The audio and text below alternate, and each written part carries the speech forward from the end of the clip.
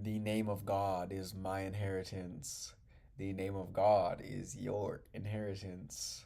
Welcome back, fam. Today we are going to be studying lesson 184 of A Course in Miracles, which is definitely, I would say, an extension of what we've been learning since yesterday, which is I call upon God's name and my own. So let's go ahead and pull up to the lesson if we're not there already. And let's go ahead and open up the PDF if we do not got the book yet.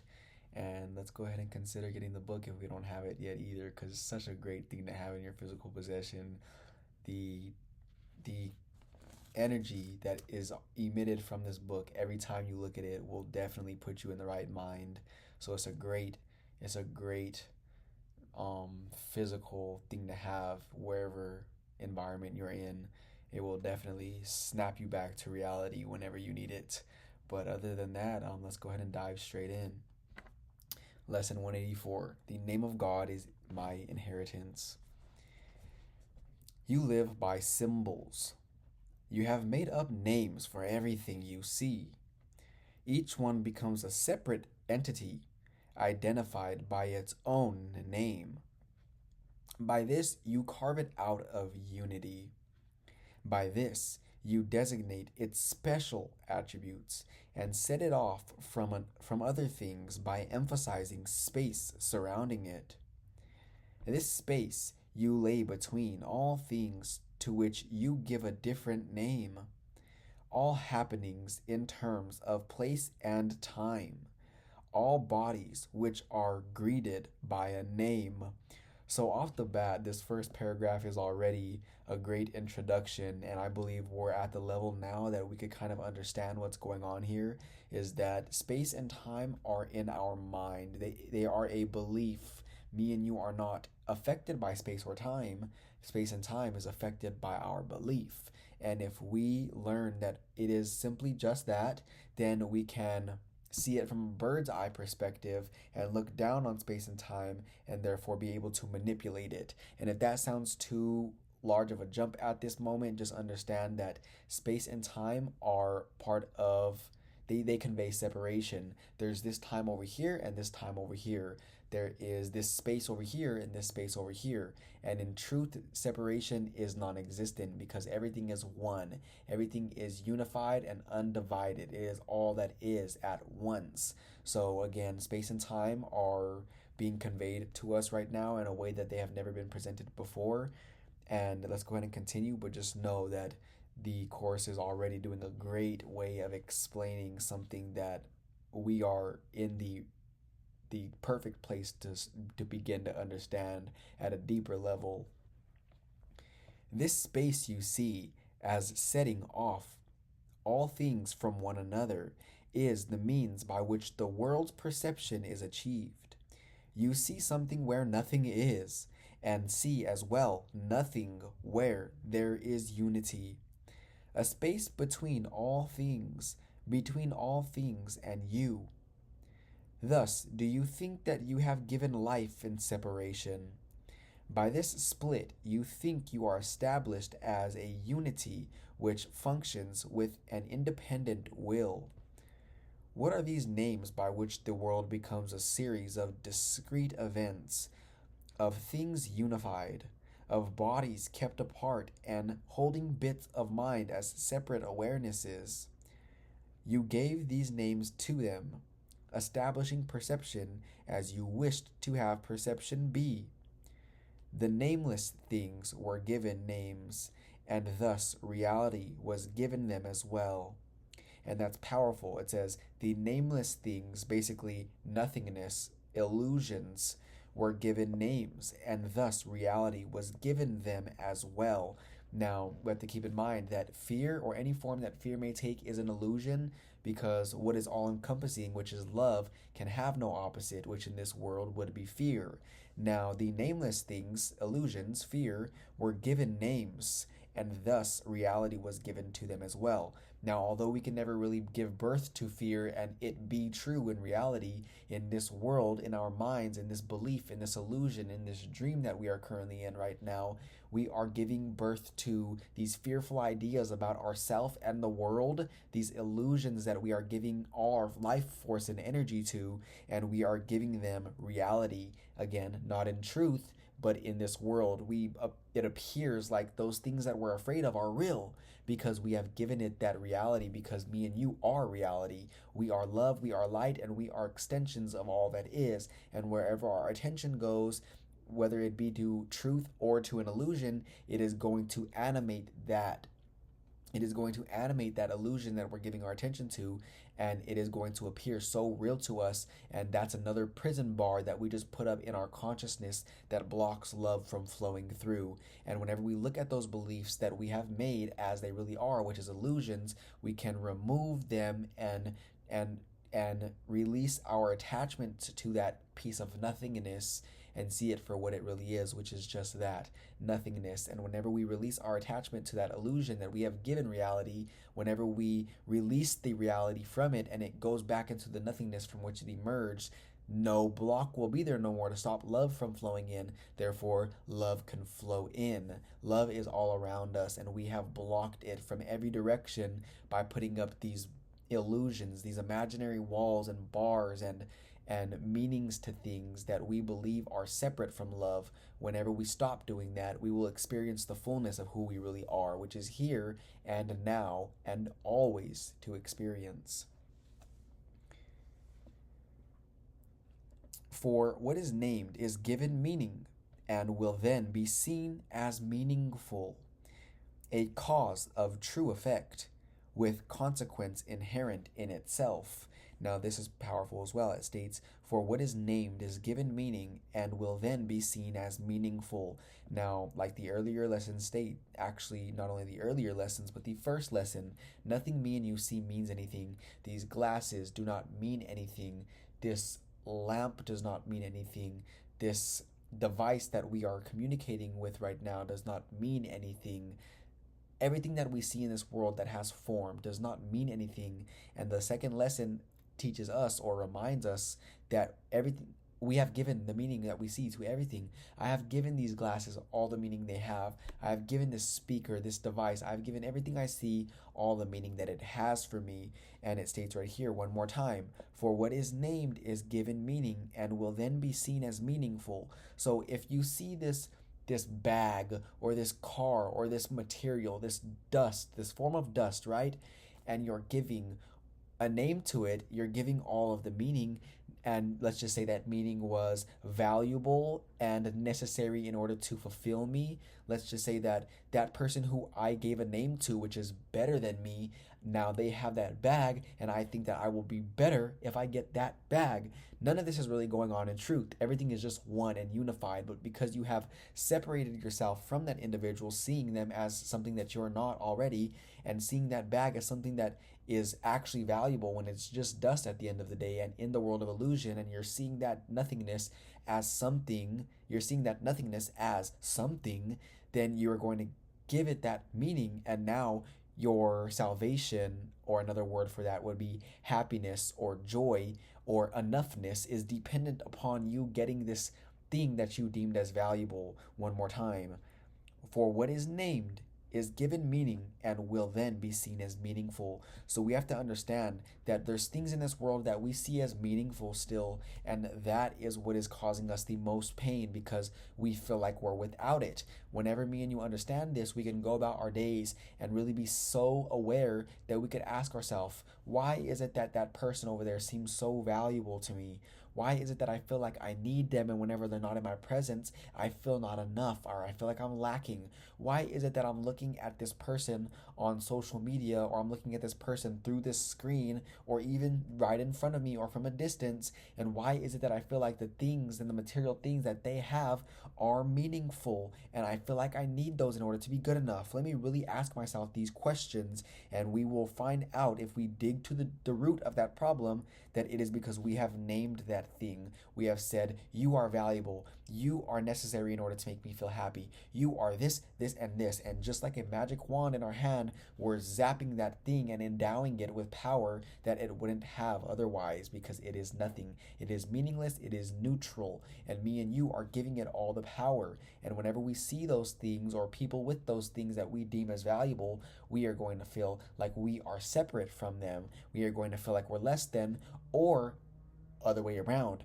We are that individual who believes that we have all the things, we have all the material possessions, we have all the money, we have all the wealth, all the abundance, all of the accolades and success, and we know the right people, and we view ourselves as better than the people who don't have these things, which is just another form of the fear, because now that person who believes that they have something that that person doesn't and is lacking, that must mean, if let's just say I was that individual, I see myself as separate from that person who is less than me, and that is fearful. Although it wouldn't appear like it in that moment, it is fearful, because you are now saying that you are this body, believing you're this body, believing that you have these things that are valuable, and now you're attached to them, whether you say you are or not, or whether you say or believe you are or not. Now, if something happens to one of my material possessions, or something happens to me that makes me feel like I just got less than, because that's essentially what I'm saying is, if I believe that I'm better than you, I believe that if something happened in this world that caused me to go down, I would be on your level. And that is something that I don't want and am avoiding at all costs, because I want to be seen as on a pedestal. So you have to remember that any form of separation is fearful. Although someone may not look at it that way, it definitely is, because a form of fear would be glorification. You are trying to be seen as glorified in the eyes of others, and that's something that only the ego wants, because the ego believes in separation. Therefore, you believe that you are better than at the expense of someone else being less than. Therefore, you're not equal to everyone else in this world. Therefore, you see someone who you think is better than you, and you still have that belief in separation of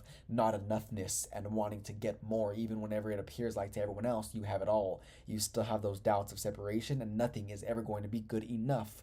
So that's why it's important for us to understand that me and you have given meaning to meaningless things, and therefore make them meaningful. And if we were smart, or better yet, if we were in our right mind, we wouldn't do that. We would see everything as it really is, which is neutral and one with ourselves. We are one with and a part of all aspects of creation. And it's only whenever we start identifying things as names and labeling things and people and ourselves that we cause separation, and therefore we are on unstable grounds now, because we believe that we are separate in this world, and fear is the only thing that could come out of that belief in separation.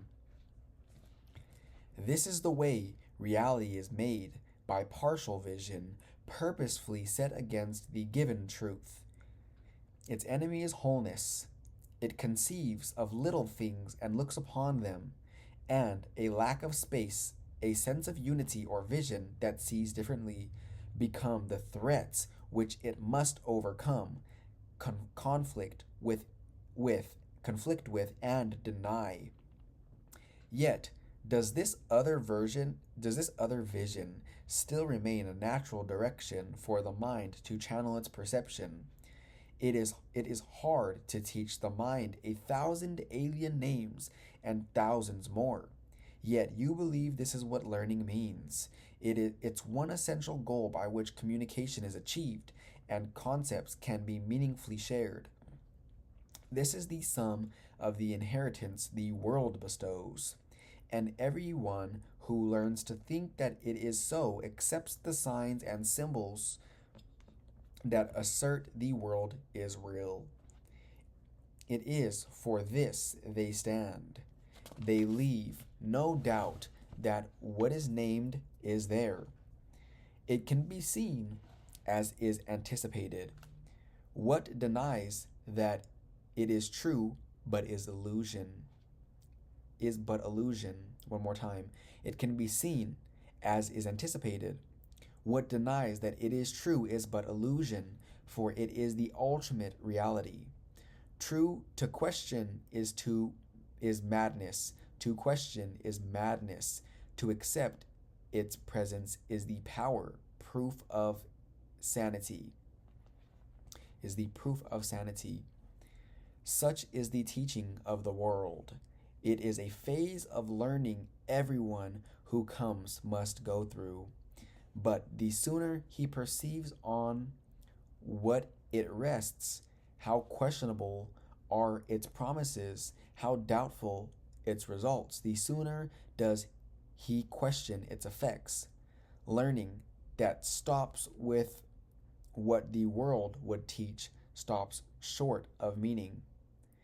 In its proper place, it serves but as a starting point from which another kind of learning can begin, a new perception can be gained, and all the arbitrary names the world bestows can be withdrawn as they are raised to doubt. Now, we're going to pause right here, and we are being thrown a lot. We are being thrown a lot of information. Me and you, who are pure love and light, we are source, come into this world of separation in these bodies, and we are being taught this is what this means, this is what this means, this is what this means. And based off of us learning that this is what this means, there's more to learn from that perspective, and most of the time we are being taught separation. Therefore, we're going down a rabbit hole believing that everything in this world is what we were told that it was.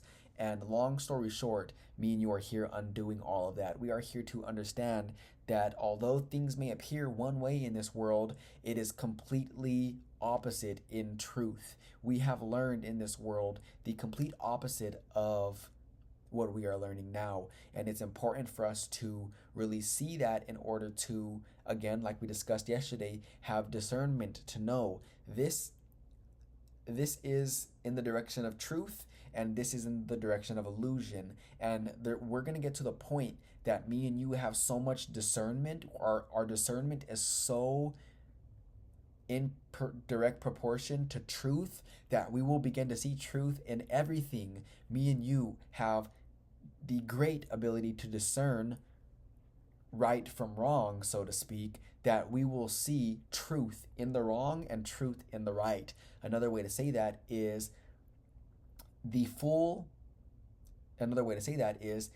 and there's a quote, I'm not sure where this quote came from, but the wise man learns from the fool, but the fool does not learn from the wise man. So if you think about a wise man, which we could consider as us in this analogy, for example, we're looking at, let's just consider them a fool, whoever it may be, and they are considered a fool because they're not learning, they're not aware. So we're learning from them, and we're learning, we're picking up information and knowledge from this individual in front of us, and they're not learning from us. So the wise man learns from the fool, the wise man learns from everyone and everything, and that is what me and you are doing. Is we have so much discernment that we can discern truth in everything that we see, because truth is everywhere. There is nowhere that truth is not. So although there is different materials, such as, let's just use A Course in Miracles, for example, that convey truth at a very pure and high understanding, and there is also other materials that convey truth to what seems like someone who knows this information at a higher level, that it would be at a lower level. Now that we have transcended levels and there is no levels no more, because we are in the oneness, we can see, okay, even though this material right here appears to be translating this truth at a lower level, we see the pureness of the truth in this material as well, because it is there. There is nowhere that truth is not. And the more that we learn truth, the more that we remember truth, would be a better way to state it, the more that we can see that truth in everyone and everything. Think not you made the world. Illusions? Yes. But what is true in earth and heaven is beyond your naming. When you call upon a brother, it is to his body that you make appeal. His true identity is hidden from you by what you believe he really is. This is powerful. Whenever we think of someone, we think of the body, but the body is not who they are. We visualize their appearance whenever we think of their mind, or if they're in front of us, all we're seeing is that body. But if we learn to see with true vision, we will learn to see them as they really are, which is pure love and light and source. They are an extension of their creator, which is where me and you are from, our creator. We are all one. There's no separation. And the quicker we realize this, the quicker we can have those deep conversations with people on those meaningful relationships, and the meaningful life that we're seeking to have is whenever we first see the meaning in everyone and everything, because it is there. Whenever we stop giving everything our meaning that we think it should have, or that we may have learned and been accustomed to thinking, whenever we release our meaning, we will see the meaning beyond our meaning that is not really there. We will see the meaning beyond what is not there, and we will see what really is there. Another better way to say it, because another better way to say it would be, everything that we see shares the purpose that God gave it. Everything here that we see in this physical world has meaning, and it is truth.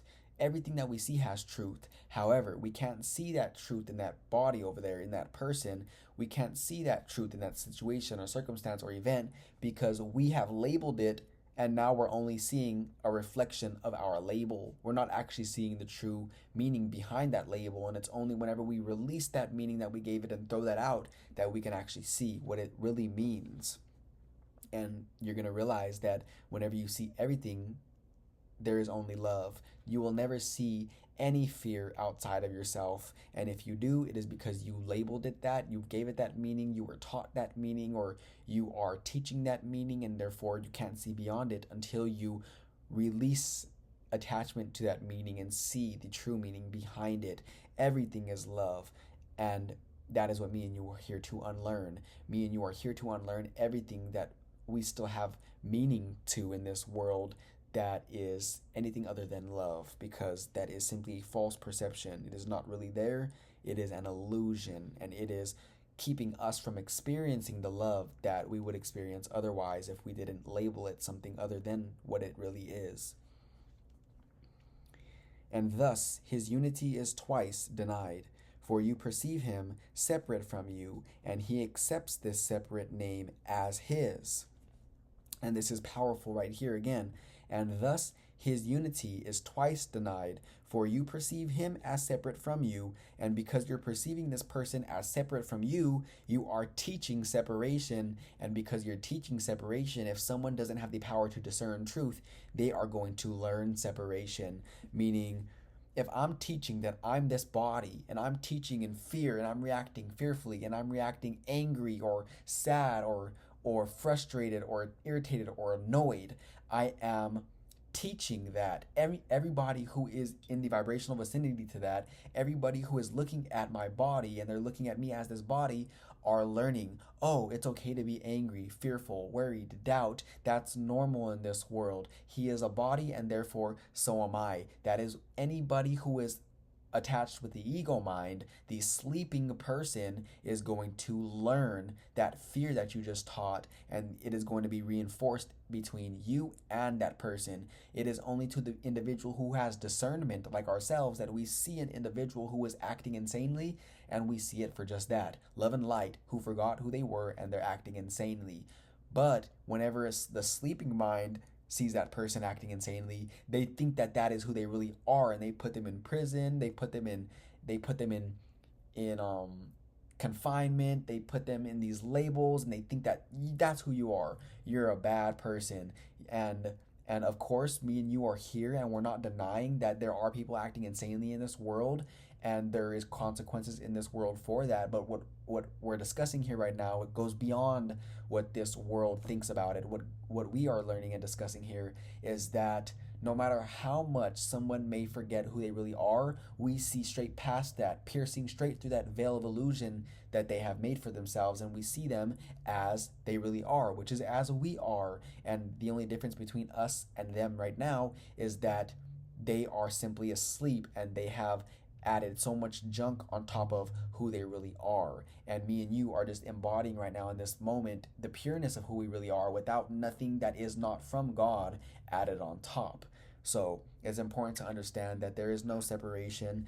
And one more time, if you perceive him as separate from you, he accepts this separation, this separate name as him. if you teach that he is separate and you are separate, then they are going to be reinforced that separation, and so are you, because remember, teaching and learning are one in truth. So if you're teaching that I am this body, then you are going to learn it as well and therefore perpetuate the idea that you're this body. However, if you are teaching love and peace, you are going to learn that as well. And the crazy thing is, not crazy, but the truth is that you have to teach this. You must teach love and peace in order to learn it as well. Whatever way that teaching may look like for you, you must teach this, whether it's by giving kind gestures or simply having this active in your mind throughout the day. You are teaching that you are not able to be affected because nothing literally can affect you. That's all it is nothing. And whenever you react and respond would be a better word, from that perspective, other people are going to be like, hold up, that thing that just occurred to that individual over there didn't trigger them, and that would have triggered me, which must mean that I gave it that meaning to trigger me. Let me remove that. And they remove that meaning because you taught that you're untriggerable, and therefore you learned it yourself, and that person learned it from you.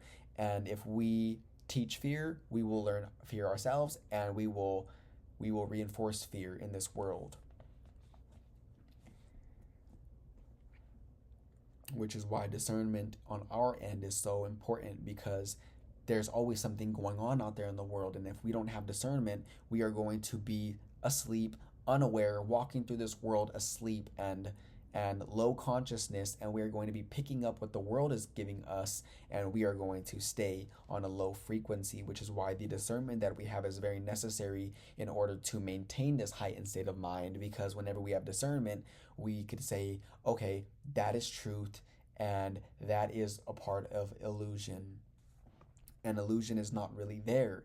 This is why this work that we're doing is so powerful, because it goes beyond what words can convey. This is an experience that you must practice and practice and practice enough times in order to get to the point where you no longer need to practice, because it is something that you just know. It is a knowingness. It is something that you are very certain about. Thus, what you need are intervals. I apologize. It would indeed be strange if you were asked to go beyond all symbols of the world, forgetting them forever, yet were asked to take a teaching function. You have need to use the symbols of the world a while, but be you not deceived by them as well. They do not stand for anything at all, and in your practicing, it is this thought that will release you from them. They become but means by which you can communicate in ways the world can understand, but which you recognize is not the unity where true communication can be found. Now, this right here, this entire paragraph kind of just sums up what we just discussed. This entire paragraph is super powerful, and we're going to read it one more time. And while we're reading it, I want you to think of the Holy Spirit, okay?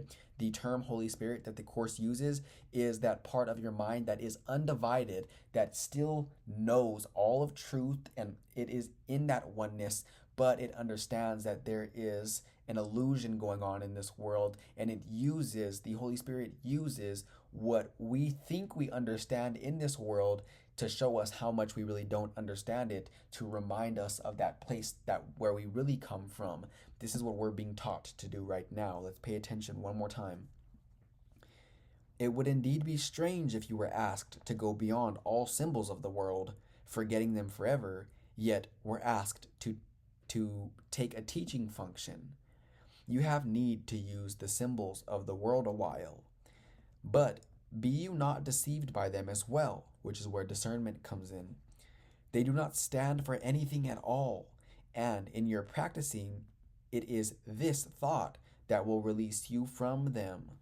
They become but means by which you can communicate in ways the world can understand, but which you recognize is not the unity where true communication can be found. So a great way to explain this would be using the word analogy. You know how me and you have these conversations, and we use analogies from time to time to help us understand what this is presenting us with. An analogy is a great way to use something in this world that we understand or we think we understand to help us understand an even deeper concept.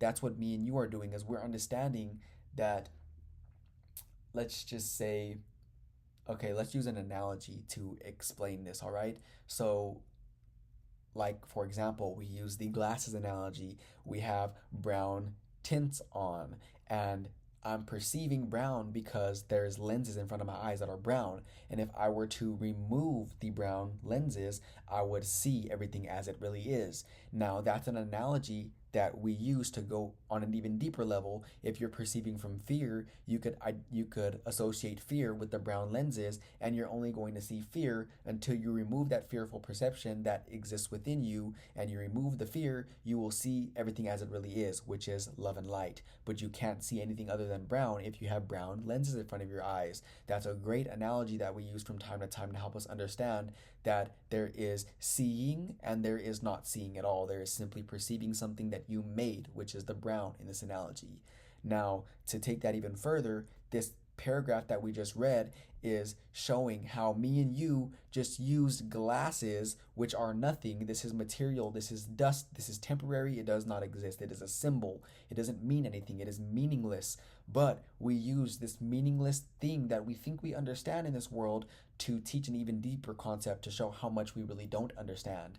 That's exactly what the Holy Spirit does. The Holy Spirit, if you will, and what me and you are being taught on how to do, is to have discernment, first of all, and see everything in this world as it really is, which is meaningless. And then we teach by that. We teach that everything is meaningless, but we can't teach someone that without us showing them, without using what they currently think they understand to show them how much they don't understand it. All of this will come with time. And even if we think that we get it right now, even if we think that we don't get it right now, the higher in awareness we go, the more this concept will make sense. I don't even like saying this will come with time, because even that is false. It does not take time to understand this at the highest levels. It just takes a shift in your perception from where you're currently at to an even higher level of perception, which takes immediately. It takes no time. So no time is needed to understand this at deeper levels. It just takes us releasing anything that is stopping us from perceiving this at the highest level. Now, this is some powerful stuff that we have got to today. Let's continue. Thus, what you need are intervals each day in which the learning of the world becomes a transitory phase, a prison house from which you go into the sunlight and forget the darkness. Here you understand the word, the name which God has given you, the one identity which all things share, the one acknowledgement of what is true, and then step back to darkness, not because you think it real, but only to proclaim its unreality in terms which still have meaning in the world that darkness rules. This is powerful. That was just stated. That is very powerful. And let's read that one more time. I was going to pass it, but let's understand this real quick. It states right here. Thus, what you need are intervals each day in which the learning of the world becomes a transitory phase, a prison house from which you go into the sunlight and forget the darkness, which is what we can consider we're doing right now. Me and you are in the sunlight and we forget the darkness. Here, you understand the word, the name which God has given you, the one identity which all things share, the one acknowledgement of what is true. And I'm sure that's the state of mind that we're experiencing right now. And then step back into the darkness, go back into the world. We could consider that me and you going our separate ways, no longer in the presence of this. We close the course, we close the PDF, we're no longer reading these words at all, and we go back into the world. And then step back to the darkness, not because you think it real, but only to proclaim its unreality in terms which still have meaning in the world that darkness rules. So me and you are essentially a beacon of light in this world, because we come where the beacon of light is. We come where the source is. We are experiencing the source. We are experiencing the oneness from where we all emerge forth from. We are here and now. Now, whenever we go our separate ways, we go out there in the world not because we're acknowledging that it is true, not because we think that is real, but we go into the world to understand that it is of our own making and it is meaningless within itself. And we can be that beacon of light and hope for those who still believe that they need this meaningless thing in order to be happy. They are living meaningless lives. People out there are living meaningless lives. Me and you from time to time may fall back into a state of mind where it is meaningless and we feel like something is missing, but at least me and you are in the presence of this information and understand that something is wrong, and we know how to snap out of it whenever we feel that way. People out there do not understand that. There are individuals out there who are so deep in the world of illusion that they really feel meaningless, and they either commit suicide or they just cannot take it anymore to the point where death the death of the body occurs, and that is meaningless in itself as well, because death is not real. However, who they really are, which is love and light and that spirit, and they still don't know that.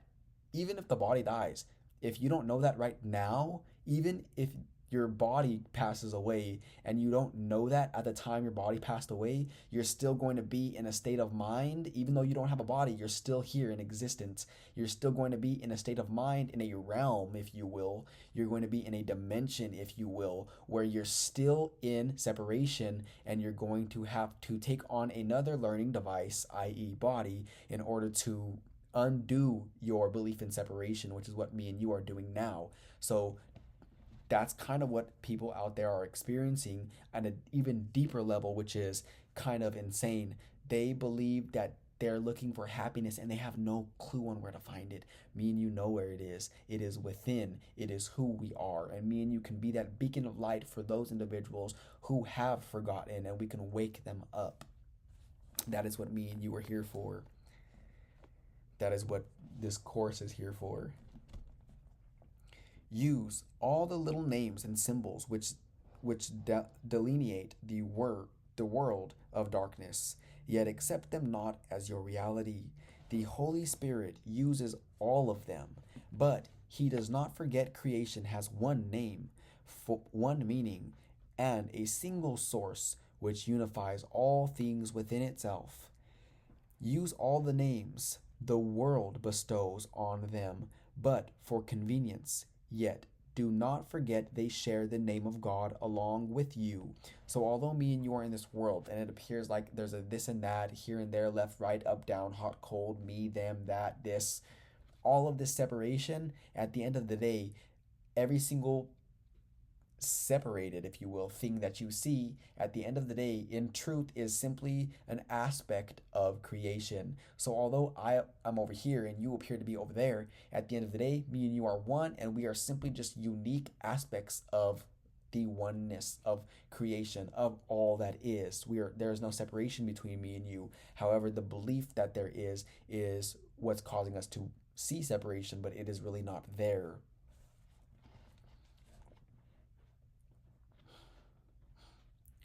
God has no name, and yet his name becomes the final lesson that all things are one. And at this lesson does all learning end. All names are unified, all space is filled with truth's reflection. Every gap is closed and separation healed. The name of God is the inheritance he gave to those who choose the teaching of the world to take the place of heaven. In our practicing, our purpose is to let our minds accept that God has given as the answer to the pitiful inheritance you made, as fitting tribute to the Son he loves. No one can fail who seeks the meaning of the name of God. Experience must come to supplement the word. But first, you must accept the name for all reality, and realize the many names you gave its aspects have distorted what you see, but have not interfered with truth at all. One name we bring into our practicing. One name we use to unify our sight. Now this is powerful. It states right here at the beginning of this paragraph. No one can fail who seeks the meaning of the name of God. Experience must come to supplement the word, But first, you must accept the name for all reality and realize the many names you gave its aspects have distorted what you see, but not interfered with truth at all. Me and you are these people because we first accepted the name God, if you will. We accepted what we're learning, and because we accepted it, experience must come to supplement that acceptance, which is what we're experiencing right now. Me and you are having an experience that words cannot get someone to unless they accept those words as true. And once they accept those words as true, then they can be led to have an experience such as the one that we are having now. If someone is in the presence of these words right now and they are still feeling anything other than peace and love and joy, they must accept these words as true, and only then will they be willing enough to follow the guidance of these words and have such experience. But if you don't accept these words as true, if there's still anything that an individual sees in these words that contradicts with what they currently believe and are not willing to see what they have given meaning differently, they are not going to be able to experience the oneness and love and light and happiness and outrageous joy that we're currently experiencing right now, because there is still something that they will other than what they really will in truth. There is still something that they are choosing over the experience of complete joy, and that is the ego. The ego wants to make sure that you cherish things that are in the world of illusion and cherish any form of illusion that you can, and see any shred of evidence of the ego's truthfulness, the ego's realness. The ego wants you to to see the ego as real, to see the ego in other people, to see worry, doubt, fear, and guilt in the world. Because whenever you do, you cannot have an experience like this. Because whenever someone's telling you everything's love and light and everything's oneness, like we're discussing right now, someone's going to hear that. And if they don't believe that to be true 100%, it is only because they cherish fear to whatever degree more than they cherish the belief, and not only belief, but fact that everything simply is love. And remember, love is an attack against the ego. Love does not attack what is not really there. However, what is not really there feels attacked because it is not really there. And we have to uphold the ego and keep giving meaning to the belief in the ego in order to make it real. But if we were to withdraw our attention and belief that we have given to the ego, to that self-image that we made apart from God, then it would dissipate into the nothingness from which it emerged, because it is nothing. It can be nothing without our life force being flowed towards it. However, truth does not need our belief. Again, we've mentioned this many times, but truth does not need our belief, because truth is just true. We either have the power to accept it, which we are right now, or deny it, which others do. Therefore, they keep themselves identified with the ego, and they're experiencing lack, separation. They are experiencing fear, worry, doubt, depression, jealousy, envy, and any form that not accepting truth may take. And whenever they change their minds and accept what we're discussing right now, then and only then, and whenever they accept it fully, then and only then will they be able to experience what me and you are experiencing. The only reason why me and you are experiencing this right now is because we have accepted these words truly 100%, and we see, because our discernment has been getting stronger and stronger, that anything to the contrary of this is simply not so. It is an illusion that someone has given belief to, therefore making it real in their mind, but it's not real in truth. And that discernment, again, and we keep using that word because that is the most crucial thing me and you need to have from now on if we want to stay in this state of mind and remain here forevermore.